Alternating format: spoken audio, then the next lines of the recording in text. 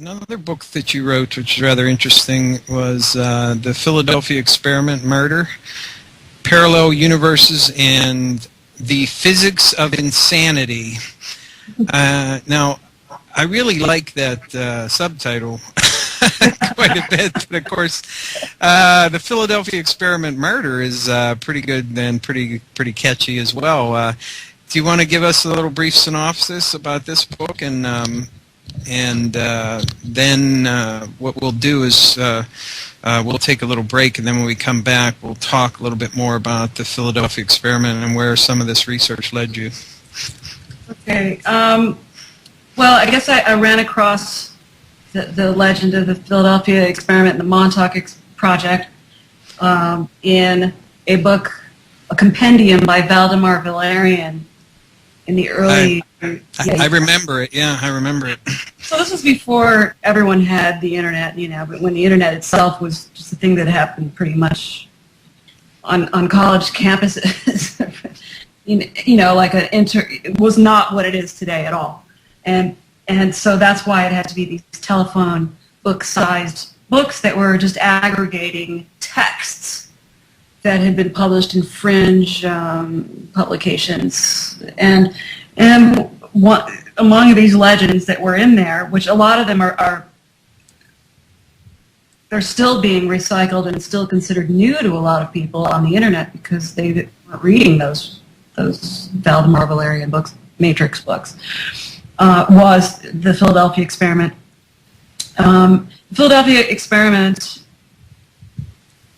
I think, the legend about the USS Eldridge, and having to do with the shipyards in Philadelphia, these things didn't really come out until 1955, and they're talking about an event that occurred in 1943. And I think that this legend is not.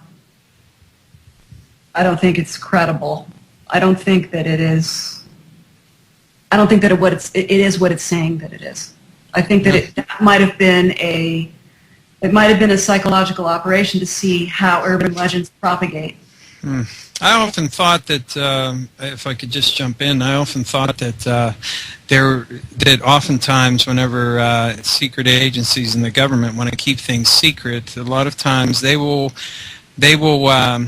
tell their people, their actual, people who are guarding whatever and doing certain tasks for this particular group, that they will tell them ridiculous things and really crazy stuff. So if they do talk, they're going to say something that's really bizarre that the government could just come out and say, that's lunacy. What are you talking about? I agree. And one other thing, too, and then we're going to take a break, and when we come back, we'll talk about the murder and some of the other stuff involved there. One other thing, too, is if you ever looked at the classification system, the top secret security clearances and all the other code words that they use for these things, some of them are rather strange and bizarre.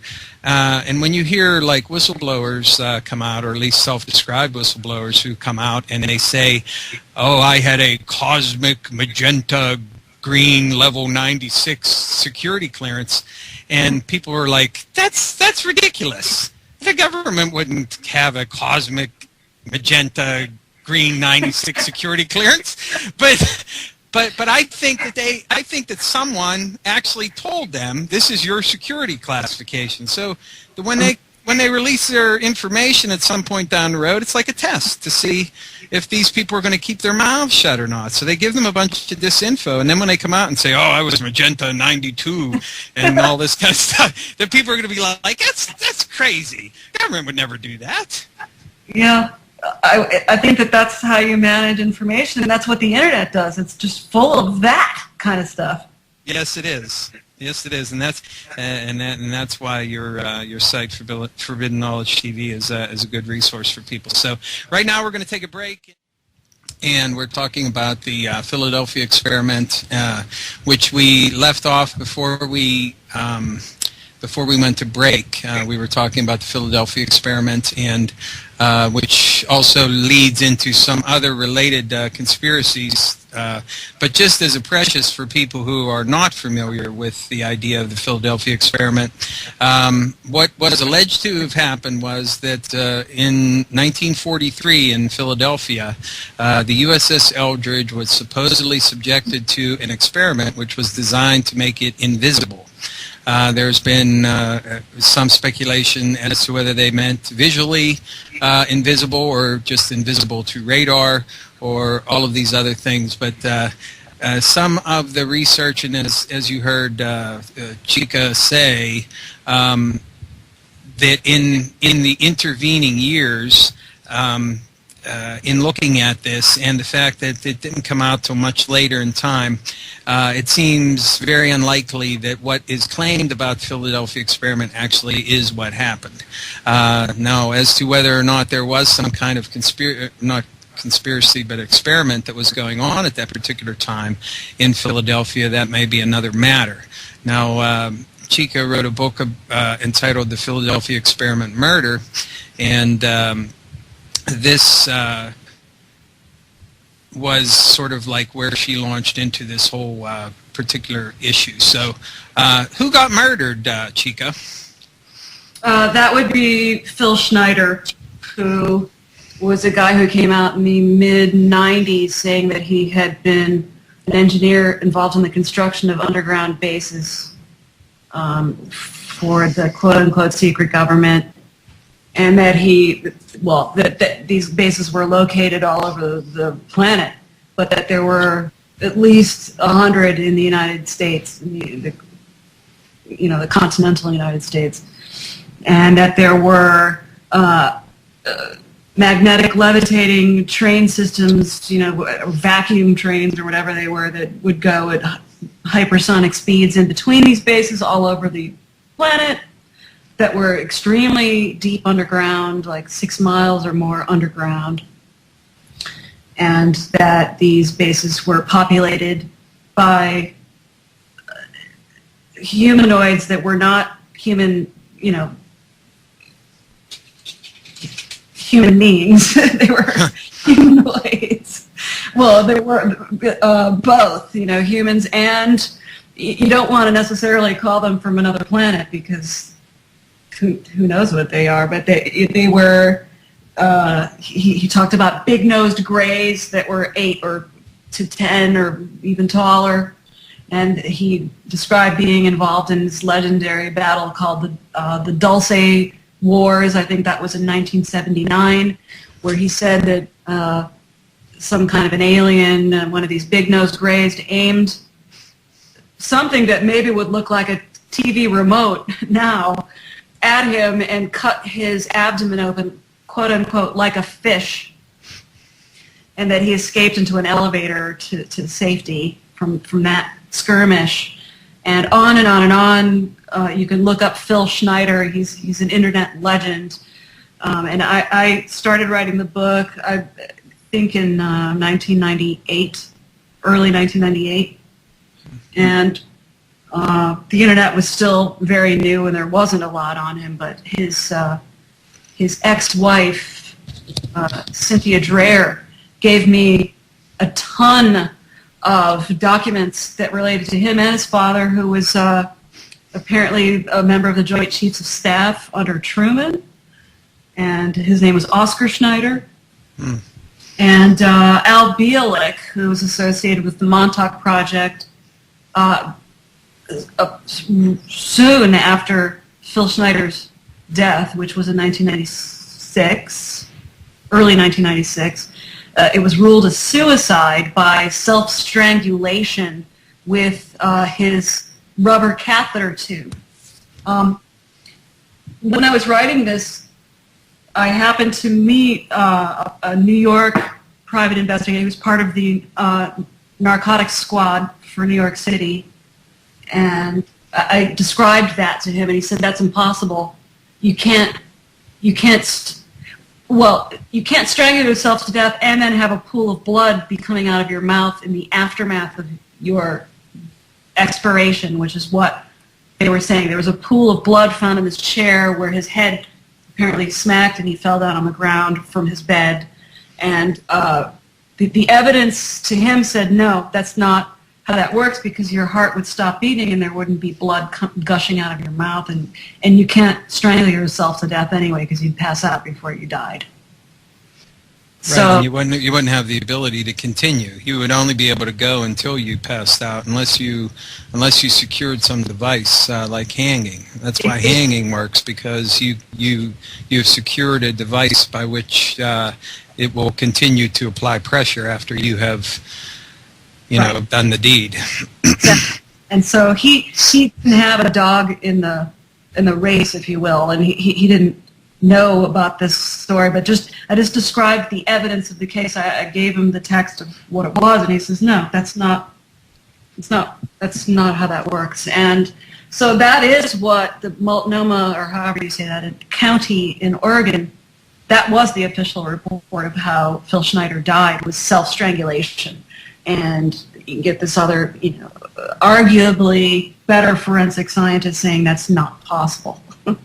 So it does seem kind of far-fetched that someone would strangle themselves with a catheter hose. I mean,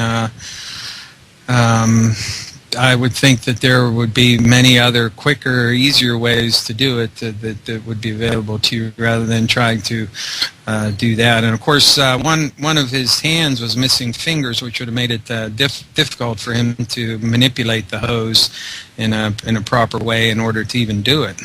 Well, if they said that he had a heart attack or something like that as a result, or something, but that's not part of that's not what they're saying. They're just saying he asphyxiated. So, he was in terrible health. That's what his ex-wife said. He was in absolutely horrible health. He was suffering from many debilitating conditions, including missing 3 fingers on one of his hands, that would sort of prevent maybe the strength of strangulation to begin with, So she really doubted it. They were divorced, but they had a daughter together, and they were still close. And she was just trying to find people to take the story public, because she really felt that something very, very fishy was happening. And she just described his personal life and how they met, because they were both rock hounds, and they loved finding, they were amateur geologists, or he claimed to be a professional one that could create shaped charge explosions in, he would do tomography scans to see what parts of the crust had porous layers where they can do these kinds of explosions and create spaces in the ground based on the kind of rock and the kind of explosions and the kind of vents and things that they were engineering to make underground bases, and that's what he said that he did. And did you find his story credible? What he said that he did, and his work on the underground bases and that sort of thing? She had work records and IRS report. I didn't see the originals. I saw copies of them, and they looked real enough to me. His employment records and correspondence with his employer and his tax returns and things like that. I mean, that all looked real, and it was a private contractor that worked for the Navy, and that seemed, it didn't go into the specifics about exactly what he was doing. It just showed, I think there were some pay stubs that she had copies of, and it was really Al Bielek who took this public, and he was claiming that he found a picture of Phil Schneider's father as being in a mass photograph that was taken below deck in the USS Eldridge, which is part of the legend of the Philadelphia experiment. And so he was trying to show the connection between Phil Schneider and the Philadelphia experiment, saying that this is like a multi-generational family that's involved with black projects, among which are the Philadelphia experiment. And already we've sort of debunked the Philadelphia experiment as being what the legend says that it is, which is what Al Bielek says that it is, right? I mean, he's one of the major propagators of the legend of a boat being time traveling, being sent into hyperspace from the Philadelphia Naval Yard because it was being bombarded by radar beams. Some kind of electromagnetic radiation there that they were using. Yes. Right, or counter, a triple counter-rotating fields against each other that's cut it. Well, I've had interesting people approach me since that book came out. I think it was in January 2000 when that book was officially came out, or maybe 2001. Maybe it was 2001. Mm-hmm. And interesting guys saying that there's no way that it would be radar first, because to get specific about the radiation, because the legend that came out in the Borders, written by Carlos Allende, in the case of the UFO, that the whole way that it started to come out was really a book that was sent to the Navy, an intelligence branch of the Navy. It was sent in the mail by this guy named Carlos Allende, and it was the case for the UFO by Morris K. Jessup. I'm getting that title a little bit wrong, but it was the stuff that was written in the margins of that book, handwritten, that the Navy found to be so interesting that they decided to publish about 100 copies of that, of this. The annotated book. Right. Which came to be known as the Varro edition. Exactly, because that was the name of the publishing company in Texas, the EARO company that published that version. And so those started circulating, and I think that's what happened. Is that the 1950s, it was started in 1955, the UFO magazines, which was a popular thing. In a different way. I think it was more normal, maybe back then. I don't know. I wasn't alive at that point, but it seems like it was more of a matter of debate and inquiry than just this miasma of impossible counterintelligence that ufology has become. Yes, and of course, the original story as it first came out was this sort of radar invisibility, and then actual invisible to sight, and then when Al Bielek and some others came into the picture, this went into time travel and supposedly spatial dislocation as well.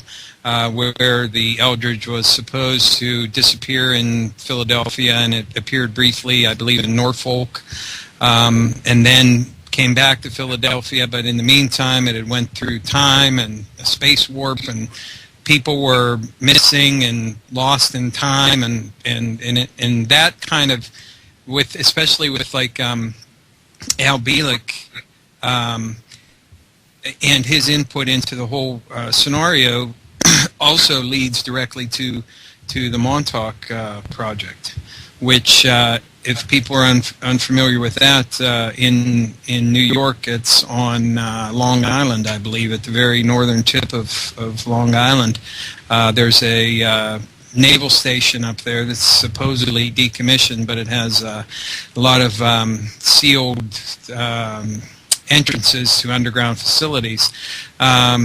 And supposedly there was a sort of mind control, time travel, warping of physics kind of experiments that were going on up there.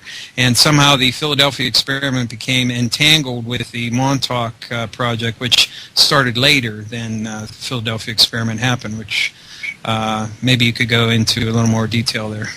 Yeah, the legend of the Montauk Project is that it started sometime in the maybe mid or late 1970s, and it's on the easternmost tip of Long Island. It's, part of the Hamptons right now, where only, multi-millionaires can have property.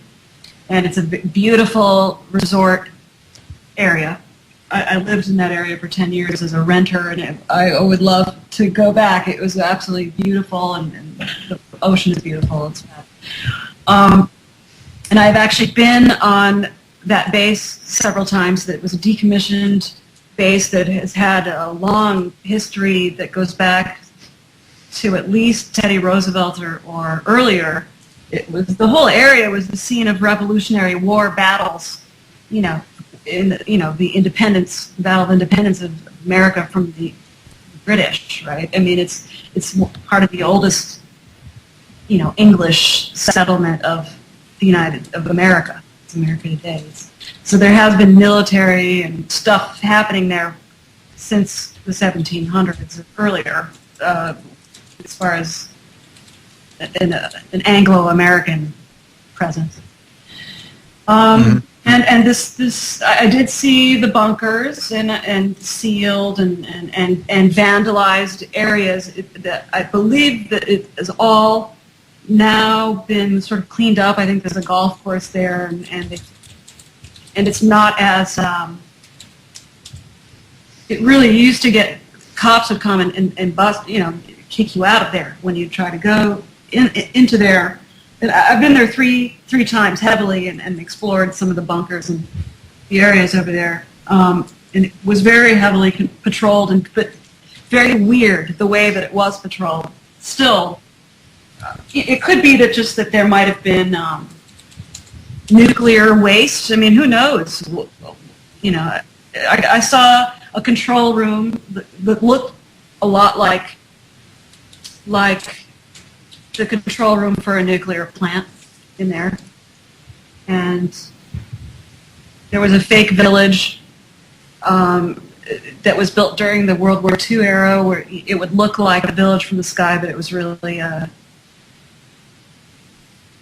surveillance area for the Army and the Air Force. It was not Navy. It was never associated with the Navy, so that's another weird, sort of datum in there, is that Al Bielek and these other guys and the Montauk Project was supposed to be a Navy thing, and the Montauk base was never a Navy base. So, to me, all of that story, and I don't want to, I'm not calling Al Bielek or anybody else who propagates the Montauk Project a disinformant, at least on a conscious level. I think that, to me, what that speaks to, the whole Montauk story and legend, speaks more to MK Ultra than it does to time travel. I believe so, and I think also that there's a very strong tie-in between some of the material that has come out in relation to the Montauk Project and some of the things that supposedly happened there, which kind of go hand in glove with government disinformation concerning things like interaction with aliens and other things along these lines.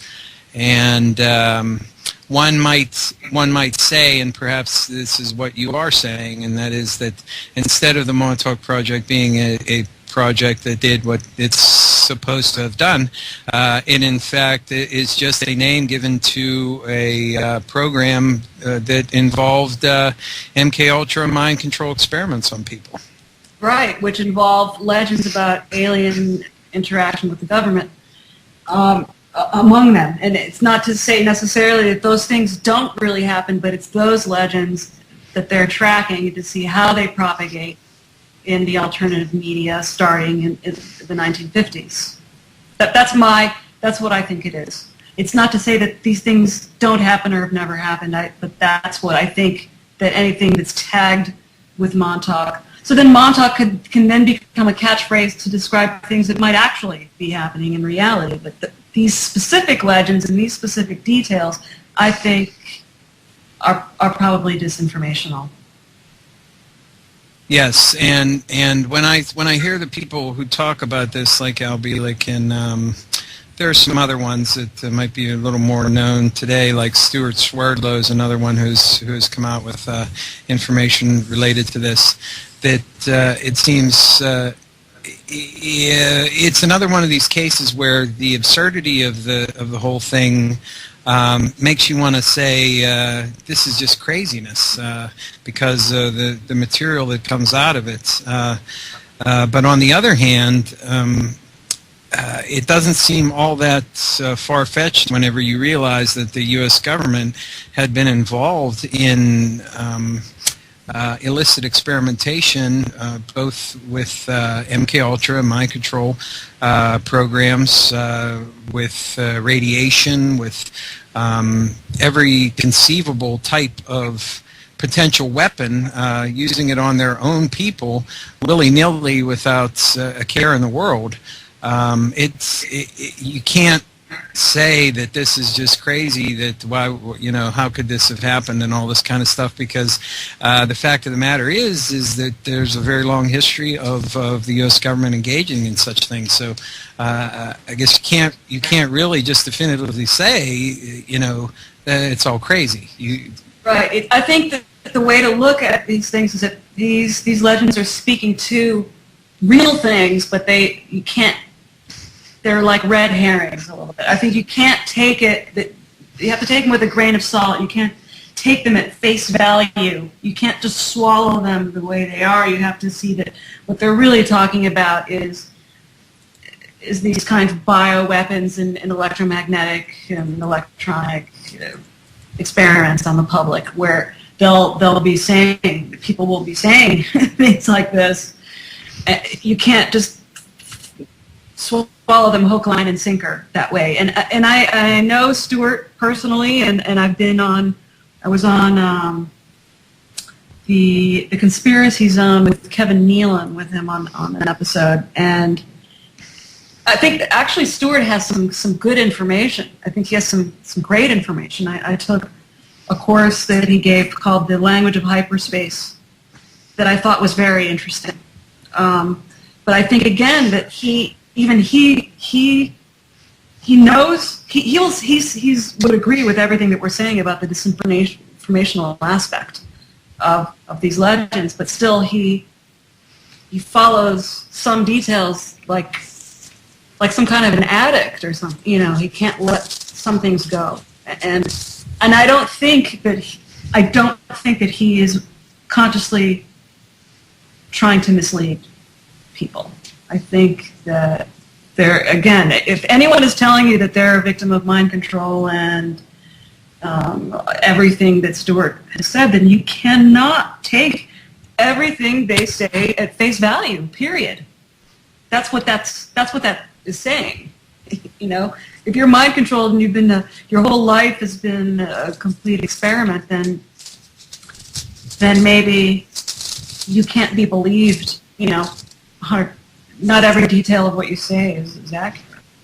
And maybe whenever you start messing with people's minds, maybe you set up some kind of loop in there that they're constantly trying to work out to regain what was lost, or to reconfigure material in their own minds, and that might set up a certain amount of obsessiveness in people, and an attention to detail, and a correlation of all kinds of different things that they come across in the course of time. It reminds me of an anecdote perhaps you're familiar with. I don't know if you are a fan of Stephen King's books, but he wrote a book called Firestarter, which was made into a movie, and the father in that story had the ability to push people mentally, and while that was shown in the movie, King developed the idea a lot more focused in the book itself, and how they got these powers, how he got that power, was because of an MK Ultra experiment. He was given an experimental drug which enabled him to do certain things with his mind. But in the book, whenever he would push someone too far, like if he would make them do something that they normally would be adamantly opposed to,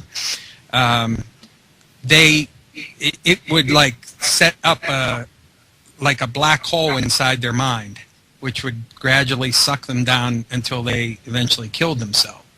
So that was like a big danger to him. So it makes me think that what's going on here is something akin to that, that some of these people who are survivors of some type of mind control program are caught in this sort of loop where they are trying to work out what happened to them and trying to incorporate everything that has been experienced, whether it's real or not, in their life. Then it triggers self-sabotage or, programs. But then you could say that our entire species and our whole culture is self-sabotage mechanism, really. The lack of holism in the way that we practice our civilization is total self-sabotage. It is. And, when you talked about Stuart Swerdlow, of course, he has a lot of very good things to say, and that is absolutely true. And I found that some of his stuff is very enlightening.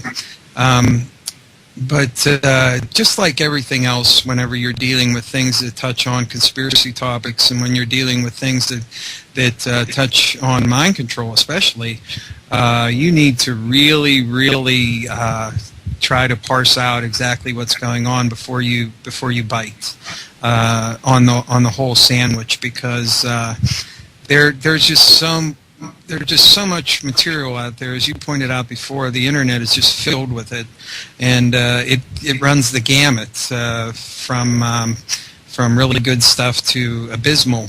And how do you determine what's the true story and what isn't? That's a really tough thing to do, and you just need to really consider and think about it and look at other sources and try to come to your own conclusion. Yeah, and I think the main thing is to